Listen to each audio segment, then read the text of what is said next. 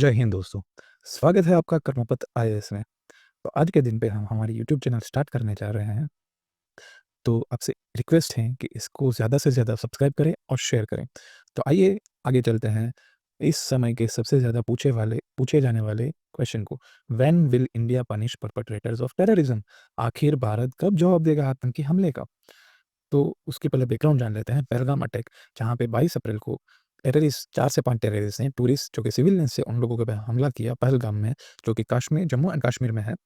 वहाँ पे 26 सिविलियंस मारे गए और 15 से 17 सिविलियंस हमारे घायल हुए। सबसे ज़्यादा देखिए अलग चीज़ है ये आतंकवादी हमले में, वो है कि हमारा जो सिविलियंस थे उन लोगों को सबसे पहले उनके धर्म पूछे गए। उनसे पूछा गया कि क्या आप हिंदू हैं? क्या आप कौन से रिलिजन से बिलॉन्ग करते हैं? और उसके बाद उन लोगों को मारा गया। इसकी ज़िम्मेदारी द रेज़िस्टिव फ्रंट जो कि ऑफशूट है, एक लश्कर-ए-तैयबा जो कि पाकिस्तान बेस्ड टेररिस्ट ऑर्गनाइज़ेशन है, वो लोगों ने इस अटैक की ज़िम्मेदारी ली है। बट देखने जाएँ तो इन लोगों को जब हम इंडिया ने इसका आंसर देना स्टार्ट किया, तो ये लोग बैक ट्रैक हो गए कि नहीं, हमने ये अटैक किया ही नहीं है। इन लोगों ने इनकार कर दिया कि नहीं, हम लोगों ने क्लेम किया ही नहीं है ये चीज़। दूसरी चीज़ देखने लायक की वो है कि हमारी एजेंसी ने 15 और ग्राउंड वर्कर्स के नाम बाहर किए थे। वो 15 और ग्राउंड वर्कर्स जो कि हमारे लोकल्स थे, उन लोगों ने आतंकवादियों की हमले में मदद की। उन लोगों के लिए हथियारों का इकट्ठा करना, उन लोगों के लिए खाना, उन लोगों के लिए रहना, उन लोगों के लिए रेकी करना। ये सब चीज़ें हमारे लोकल्स ने 15 ऑल राउंड वर्कर्स ने इन सब चीज़ों को अंजाम दिया। अभी हम ये आंसर क्वेश्चन क्यों कर रहे हैं कि हमारी गवर्नमेंट है ये इश्यू को साइलेंट करने की ट्राई कर रही है। तो सबसे पहले हम देखें तो 29th के बाद से सभी वर्ल्ड लीडर्स ने एक चीज़ बोलना स्टार्ट कर दी कि please do not escalate the situation, please do not escalate the situation. अब देखने जाएँ तो इंडिया पाकिस्तान फुल वॉर में जा सकता है और यही टेंशन पूरे वर्ल्ड को है। क्योंकि अगर आप देखने जाएँ तो रशिया, यूक्रेन, एक न्यूक्लियर, एक नॉन न्यूक्लियर, इज़राइल और हमास, एक न्यूक्लियर स्टेट, एक नॉन न्यूक्लियर, और एक इंडिया और पाकिस्तान का जो कॉन्फ्लिक्ट है वो this can lead to a nuclear war. इसके लिए पूरी दुनिया चिंतित है कि please do not try to escalate this to a full blown war. दूसरी चीज़, जब कास्ट सेंसस का अनाउंसमेंट हुआ, वो टाइम के पहले हमारी सीसीएस की मीटिंग थी। पूरा देश ये इंतज़ार कर रहा था कि ये सीसीएस की मीटिंग्स में क्या हुआ है, उसका जो अनाउंसमेंट होगा वो 4 बजे होगा। बट उसकी जगह पे कास्ट सेंसस का अनाउंसमेंट हुआ, जो कि बहुत एक सेंसिटिव टॉपिक है। सेंसिटिव टॉपिक तो है, मैं ये नहीं कह रहा कि इसके एडवांटेजेस क्या है, इसके डिसएडवांटेजेस क्या है, ये अच्छा है, ये बुरा है। मैं ये कहने की ट्राई कर रहा हूँ कि वो जो समय था, वो समय बहुत, बोल सकते हैं कि एक इनकन्वीनियंस पैदा कर दिया इंडियन पब्लिक के दिमाग में कि हम पूरे वॉर का सोच रहे हैं, हम आतंकवादियों को जवाब देने की बात कर रहे हैं और आप लोगों ने कास्ट सेंसस का अनाउंसमेंट कर दिया। मतलब क्या गवर्नमेंट नहीं सोच रही है कि इन लोगों के साथ बदला कैसे लिया जाए? तीसरी चीज़ कि इंडस वाटर ट्रीटीज़ का जब सस्पेंशन हुआ, उसके बाद में कोई बड़ा-सा डिप्लोमैटिक रिएक्शन इंडिया की तरफ से नहीं गया। तो ये भी एक सवाल करता है हमारे गवर्नमेंट के ऊपर कि क्या हम लोग डिप्लोमैटिक रिएक्शन इतना बड़ा कोई नहीं देने वाले?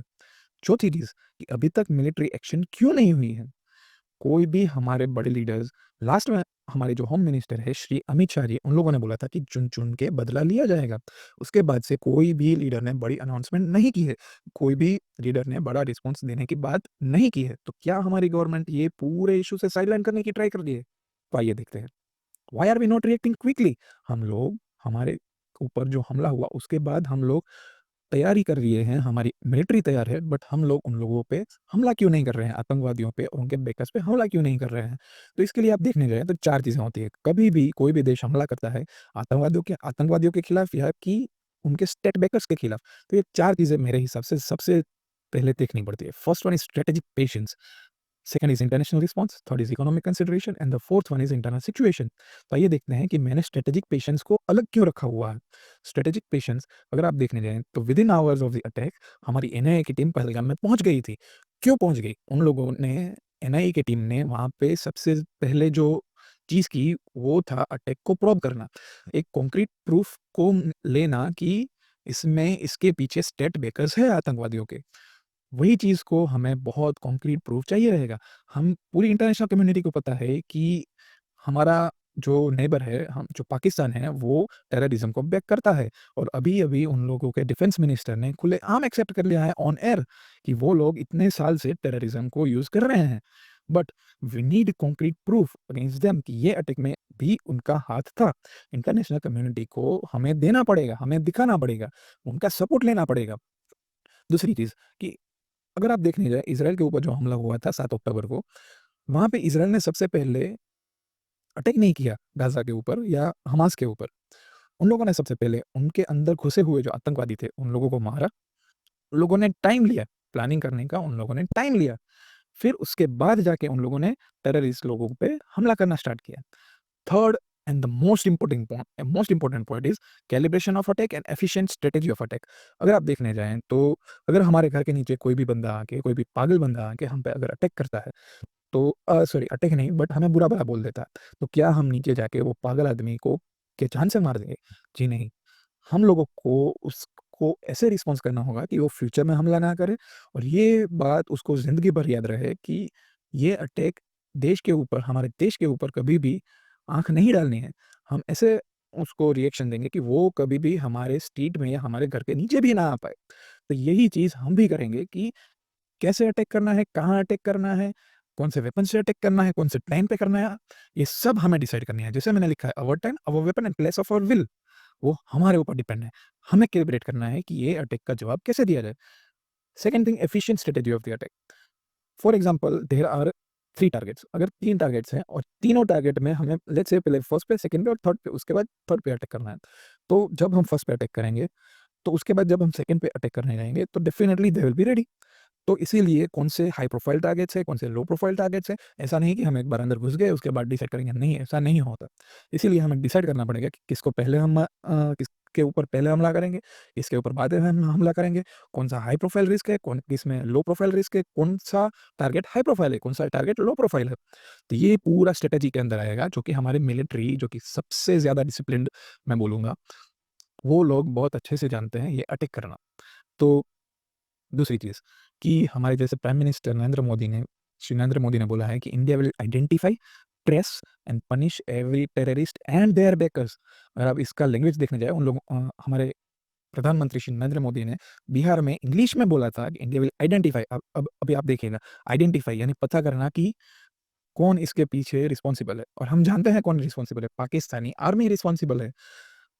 ट्रेस करना, वो कहाँ पे है, वो अटैकर्स कौन हैं, वो अटैकर्स अभी कहाँ पे बैठे हैं, उनका ट्रेसिंग करना और पनिश करना। मोस्ट इम्पोर्टेंट चीज़ इसमें पता है क्या है? इसके बेकर्स सी टेररिस्ट को तो हम मारेंगे और वो तो हम मारते आ रहे हैं, बट उसके बेकर्स, उनके जो बेकर्स हैं ना, वो सबसे ज़्यादा इम्पोर्टेंट रह जाते हैं ये सिचुएशन में। दूसरी चीज़ ये देखने जैसी है कि लेट्स से हम अगर युद्ध में उलझ गए, टेररिज़्म के अगेंस्ट युद्ध में पूरे के पूरे उलझ गए।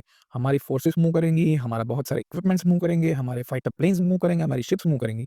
But we will also have to see the Chinese movements. हमें चाइना की मूवमेंट हमारे बॉर्डर के पास भी देखनी पड़ेगी और ये हम कर रहे हैं अभी। थोड़े दिन की पहले की न्यूज़ अगर आप देखेंगे, तो we are also tracking the Chinese movements near our borders. दूसरी चीज़ international response, whole world has supported India. पूरी दुनिया ने इंडिया को सपोर्ट किया है और ना ही सिर्फ सपोर्ट किया है, they have also responded that it is our right to response to act against terrorism.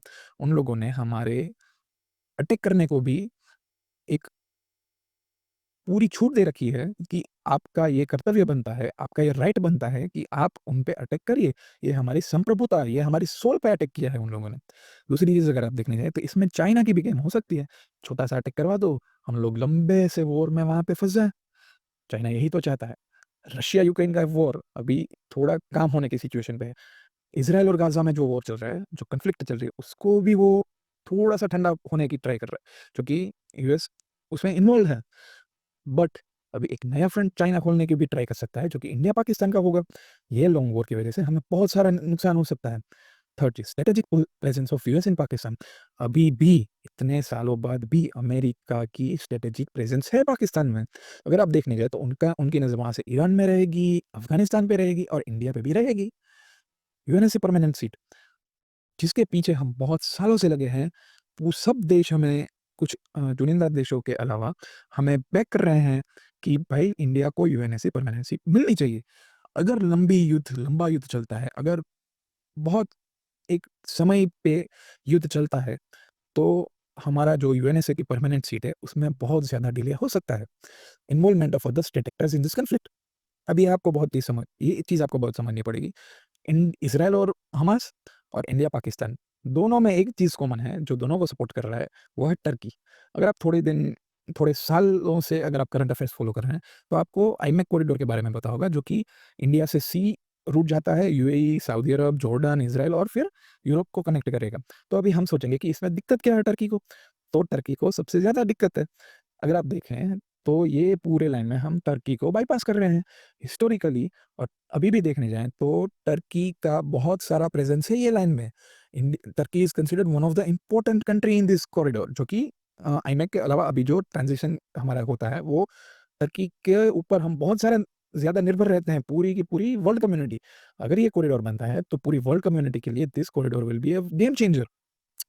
सिर्फ़ और सिर्फ़ 1 महीने के अंदर जब आईमेक का हमारी जी20 समिट के टाइम पे अनाउंसमेंट हुआ, उसके सिर्फ़ 1 महीने के अंदर इज़राइल पे ह हमला हो गया। और जब इज़राइल और हमास का अभी जो कॉन्फ्लिक्ट है, उसको जो ठंडा पड़ने जा रहा है, तो उसी समय पे इंडिया-पाकिस्तान का कॉन्फ्लिक्ट स्टार्ट होना, this cannot be a coincidence and the support by the Turkey, इस ये बहुत ज़्यादा एक कोइंसिडेंस नहीं लग रहा है। इकोनॉमिक कंसिडरेशंस, इंडिया हर साल 6 से 7% ऑन एन एवरेज ग्रो कर रहा है and this is very big. India is a fastest growing nation among the major nations. उसको इन अनबैलेंस करना, पूरी दुनिया में कई सारे देश हैं जो इंडिया को अनबैलेंस करना चाहता है। अगर आप देखने जाएँ, यूक्रेन की 34% of the GDP is going in military spending, जो कि पूरे वर्ल्ड की मिलिटरी स्पेंडिंग का सबसे ज़्यादा बर्डन अभी यूक्रेन उठा रहा है, 34% ऑफ द जीडीपी। ये हम इंडिया में ये होने देना नहीं चाहते। आप सोचिए, इसके वजह से हमारी ग्रोथ स्टोरी कम हो जाएगी, हमारी जो इंडियन कंपनीज़ है उनकी ग्लोबल प्रेज़ेंस भी कम हो जाएगी। कैसे? अगर हम युद्ध के दौर में जाते हैं, तो सबसे ज़्यादा जो खर्च करेगी वो है हमारी गवर्नमेंट, और इसकी वजह से बैंक से हमारी प्राइवेट एंटिटीज़ को बहुत कम पैसे मिलेंगे और वो भी ज़्यादा इंटरेस्ट के ऊपर। तो हमारी जो इंडियन कंपनीज़ है, प्राइवेट कंपनीज़ है, वो कॉम्पीट कैसे कर पाएगी ग्लोबल लेवल पे? ये चीज़ भी देखने लायक है। इंडियाज़ अ, और ये अगर अभी जो लेटेस्ट डेटा आया हुआ है, Jammu and Kashmir tourism department का, ये आपको देखने लायक है। 2021 में 6.64 lakh local tourist visited Srinagar, basically Kashmir, और वही आंकड़ा 2024 में 34.55 लाख तक पहुंच गया। फॉरेन नेशनल्स जो कि श्रीनगर में गए 2021 में, वो था 1614, केवल 1614 लोग गए थे फॉरेनर्स। 2024 में वो बढ़कर हो जाता है 43,654। इसका मतलब ये है कि कश्मीर के लोग जो कि बहुत सालों से कॉन्फ्लिक्ट में जूझे हुए थे, वो अभी कनेक्ट कर रहे हैं इंडिया के दूसरे स्टेट्स के साथ, इंडिया के दूसरे लोगों के साथ। अभी तक वो कॉन्फ्लिक्ट में वो लोग ग्रोथ ही नहीं कर पा रहे थे, उन लोगों का दिमाग रेडिकलाइज़ किया गया था। अभी वो लोग कनेक्ट कर पा रहे हैं और वही कनेक्शन को कट करने के लिए ये अटैक हुआ है। These are the economic considerations, internal situation. Fourth and the most important part, आप हिस्ट्री चेक कर लीजिए। USSR, Balkan countries, Korea, China. USSR में क्या हुआ? टुकड़े हो गए, बाल्कन कंट्रीज़ टुकड़े हो गए, कोरिया टुकड़े हो गए, चाइना, ताइवान और चाइना अलग हो गए। व्हाई? बिकॉज़ वहाँ पे सिविल वॉर्स हुए, वहाँ पे इंटरनल कॉन्फ्लिक्ट्स हुए, और यही चीज़ हमारे कई नेबरिंग कंट्रीज़, 1, 2, 3 कंट्रीज़ मैं बता सकता हूँ, जिनको इंडिया को डिस्टेबलाइज़ और टुकड़े करने हैं इंडिया के। आप एक बात समझिए, इंडिया की स्ट्रेंथ क्या है? हमारी डाइवर्सिटी और यहाँ पे सेक्युलरिज़्म यू कैन से, और टॉलरेंस। हम लोग टॉलरेंट है टुवर्ड्स ऑल द रिलिजन्स। तो यही चीज़ का फ़ायदा दूसरे कंट्रीज़ उठाना चाहते हैं, 3 कंट्रीज़ उठाना चाहती है इंडिया को तोड़ने के लिए। हमारे यहाँ पे इश्यूज़ है extremism, naxalism and the eye on north east part of India. आप अगर देखने जाइए तो मणिपुर में अदर एक्टर्स, मतलब कि बाहर के जो एक्टर्स हैं, उनका भी हाथ है ये हमारी मणिपुर की कॉन्फ्लिक्ट को राइज़ करने में, उनको उनमें उस कॉन्फ्लिक्ट को आग डालने के लिए बहुत बड़ा हाथ है। तो अगर हम आगे जाते हैं, अगर हम सोचते हैं, मैंने तो बता दिया कि ये इश्यूज़ हैं, ये पॉइंट्स हमें देखने लायक है, तो क्या इसका मतलब ये है कि हम जवाब नहीं देंगे? क्या हम युद्ध नहीं करेंगे आतंकवाद के और उसके बेकर्स, यानी कि पाकिस्तान आर्मी के खिलाफ? The answer is yes. There will be a strategic war against terrorism and their backers. युद्ध होगा, बट एक स्ट्रैटेजिक युद्ध होगा आतंकवादी और उनके बैकर्स के खिलाफ, और ये युद्ध ऐसा होगा कि दूसरी बार वो खड़े हो नहीं पाएँगे। दूसरी बार वो हमारी आँखों के हमारे भारत के सामने वो आँख उठाकर नहीं देख पाएँगे। पर इसका मतलब ये थोड़ी ना है कि हम लोग बस ऐसे ही चले जाएँ, पूरा वॉर स्टार्ट कर दें, कुछ देखे बिना, नहीं। As I said it will be a strategic war. Strategic war बहुत सारे फ्रंट्स पे होती है। लेट मी टेल यू, अलग-अलग फ्रंट्स। डिप्लोमेटिक आइसोलेशन, हम लोग जब से ये आतंकवादी का हमला हुआ है पहलगाम में, तब से हम लोगों ने डिप्लोमेटिक आइसोलेशन करना स्टार्ट कर दिया। और डिप्लोमेटिक आइसोलेशन कैसे होती है? कोई धीरे-धीरे ही होती है। ऐसा नहीं होता कि कोई दूसरा कंट्री आके बोल देगा नहीं, नहीं पाकिस्तान ने ये किया, पाकिस्तान ने वो किया। They will slowly try to sideline the Pakistan. अभी आप थोड़े दिन पहले देखने जाएँ तो एयर, सी और लैंड, पाकिस्तान ने एयर स्पेस बंद कर दिया हमारे लिए। अभी हम सोचेंगे कि भई हमको ये तो नुकसान हो गया, हमको घूम के जाना पड़ेगा, ज़्यादा पैसे देने पड़ेंगे। बट आप ये तो देखिए कि पैसे हम किसको दे रहे थे? ये नुकसान एक्चुअली में पाकिस्तान को हुआ है। हम जो पैसे पाकिस्तान को दे रहे थे which were in millions, month के जो उनको हम पैसे देते वो मिलियंस में थे। वो उनको मिलना बंद हो गए और आप तो उनकी आर्थिक हालत जानते हैं क्या हो पड़ी है अभी। तीसरी चीज़ सी, हम लोगों ने पूरा का पूरा एरिया कवर करके रखा है, एयर, सी एंड लैंड। वो लोग सबसे ज़्यादा बौखला जाएँगे जब हमारी नेवी उनका ब्लॉकेड करेंगी। आप सोचिए, ये तीनों की तीनों चीज़ें उनके लिए नुकसान में जा रही हैं। सबसे बड़ा दूसरा एक जो फ्रंट है वो है इंटरनल कॉन्फ्लिक्ट्स। बलूचिस्तान जिनके ऊपर बहुत सालों से डिस्क्रिमिनेशन किया जा रहा है, वो लोग भी अगेंस्ट है, अगेंस्ट द पाकिस्तान स्टेट। वो लोग भी चाहते हैं कि वहाँ पे इंफ्रास्ट्रक्चर डेवलपमेंट हो, उनको पानी मिले, उनकी समृद्धि हो। But this is not Pakistan is doing, this is not what Pakistan is doing. वो लोग बहुत ज़्यादा डिस्क्रिमिनेशन कर रहे हैं। Not only with the Balochistan but with the Sindh also. आप देखने जाएँ तो सिंध के लोगों ने भी थोड़े दिन पहले उन लोगों के अगेंस्ट बहुत बड़ा प्रोटेस्ट किया था। उनके neighbours, Afghanistan, Iran, they also know that Pakistan is a very, very irresponsible country when it comes to terrorism. वो लोग रेडिकलाइज़ करते हैं, टेरराइज़ करते हैं और हमें ही नहीं, दूसरे लोगों को भी करते हैं। अब थोड़े दिन पहले देखने जाइए तो हमारे डिप्लोमेट्स अफ़गानिस्तान में भी गए थे। वहाँ की जो अभी गवर्नमेंट रन कर रही है तालिबान, उनके साथ बहुत बड़ी मीटिंग हुई थी। डेफ़िनिटली आउटकम्स जो होंगे वो पूरे बाहर नहीं आएँगे। But you know what the situation, what the big game is going on. नीचे से बलूचिस्तान, साइड से अफ़गानिस्तान। इकोनॉमिक ब्लॉकेड, उनके लिए आईएमएफ ने बेल आउट दिया था अभी थोड़े दिन पहले, which were in millions of dollars. India is considering to oppose this. अभी ये देखिए क्या होता है ना कि जब भी बेल आउट मिलता है कोई भी आईएमएफ है, तो वो ऐसा नहीं होता कि आप कहीं पे भी खर्च करिए। वो लोग कंडीशंस रखते हैं कि हम लोग ये पैसा ये चीज़ के लिए दे रहे हैं, तो आपको वहीं पे यूज़ करना है। अब उसका मॉनिटरिंग कौन करेगा? Then comes the role of FATF, financial action task force. वो लोग पूरा का पूरा वॉच करते हैं, बट कब करते हैं? पाकिस्तान, अगर आपको पता हो तो क्लियरली इसमें था 2024 तक, India is again considering to put Pakistan in grey list. उसके लिए हम हमारी प्रोसेस कर रहे हैं। एंड आप समझ लीजिए कि India will be successful. Difficult होगा but India will be successful. इसीलिए उनके ऊपर बहुत सारे दुनिया के लोग नज़र रखे हुए हैं कि ये लोग कैसे पैसे खर्च करते हैं। तो हम लोग इकोनॉमिक ब्लॉकेट भी डाल रहे हैं, मिलिट्री एक्शन भी कर रहे हैं। मिलिट्री एक्शन क्या कर रहे हैं? बॉर्डर्स पे फायरिंग चल रही है बस सिर्फ़ एलओसी के ऊपर, इंटरनेशनल बॉर्डर्स के पास। नहीं, ऐसा नहीं है। आप देखने जाइए तो उनकी ने हमारी नेवी, हमारी एयर फ़ोर्स और हमारी आर्मी, सब लोग उनको कंगाल बना रहे हैं। दिन भर दिन हम उनको कंगाल बना रहे हैं। कैसे? वो लोग, अगर आप थोड़े महीने पहले आप देखें, उन लोगों को अपनी एक्सरसाइज़ेज़ सब रोकना पड़ा था। Why? Because they didn't have fuel. आप सोचिए वो लोग फ्यूल करके अपने जहाज़ को, अपने एयरप्लेन्स को उड़ा रहे हैं, अभी ये कर रहे हैं। फ्यूचर में उनके पास तेल ही नहीं रहेगा कि वो उड़ा सकें। इसीलिए sea strategic war is something a very disciplined army can do. ऐसा नहीं है कि हम लोग बस जाएँगे वहाँ पे मारेंगे, आ जाएँगे। See this is not what a very strategic plan should be. इसीलिए सी नेवल में हम लोग एक्सरसाइज़ कर रहे हैं, वो भी एक्सरसाइज़ कर रहे हैं। वो अपना रिसोर्स यूज़ कर रहे हैं, हमारे पास रिसोर्स बहुत सारे हैं। We have a economy to back all of this, they don't. Pakistan occupied Kashmir, closes madrasas, fearing India military strikes, stock food medicines. Pakistan ने पीओके के लोगों को बोल दिया है कि आप लोग फूड को स्टॉक करना स्टार्ट कर दीजिए, मेडिसिन स्टॉक करना स्टार्ट कर दीजिए, कुछ भी हो सकता है। उनके मिनिस्टर को रात को 2 बजे आके बोलना पड़ा था कि India can attack any time. वो लोग इतने घबराए हुए हैं, आप सोचिए ज़रा। और मैंने जैसे बोला था कि एनआईए जो कि है वो पूरा का पूरा प्रूफ ढूँढ रही है। एनआईए फाइंड्स लश्कर आईएसआई पाकिस्तान आर्मी नेक्सस इन पहलगाम अटैक। आप सोचिए कि ये प्रूफ उन लोगों के पास होंगे तभी उन लोगों ने बोला होगा। तो इसका मतलब ये है कि इंडिया अटैक करेगा, but not with impulsive behavior. India will respond and has always responded to the terrorists and their backers, but not with impulsive behavior. तो yes, there will be a strategic war. मैं ये नहीं कहूँगा कि full blown war होगी, नहीं होगी। मैं इसको सपोर्ट करता हूँ, मैं इसको अगेंस्ट में बोल रहा हूँ। सी, इंडियन मिलिट्री के ऑफिसर्स, हमारे गवर्नमेंट के ऑफिसर्स, हमारी गवर्नमेंट बहुत मैच्योर्ड है। They know what to do. So trust करिए, 2016, 2019 सब के सब टाइम पे ये सब सिचुएशन अराइज हुई है और हम लोगों ने उनको जवाब दिया है। तो please please please trust our government and our military.